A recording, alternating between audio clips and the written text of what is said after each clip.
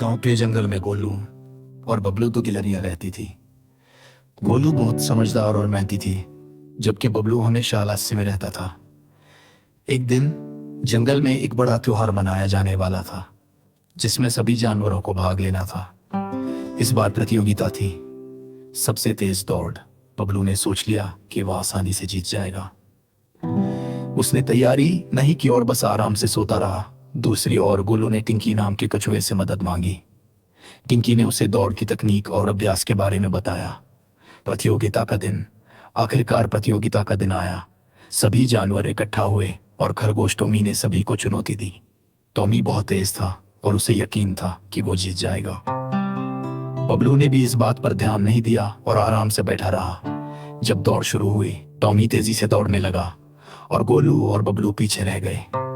Tommy ने सोचा, मैं इतनी तेज हूं, थोड़ी देर आराम कर सकता हूं। उसने एक पेड़ के नीचे बैठकर सोने का फैसला किया।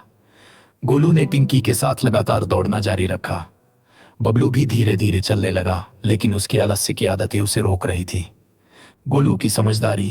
गोलू ने देखा कि टॉमी सो रहा है और उसने तेजी से दौड़ लगाई।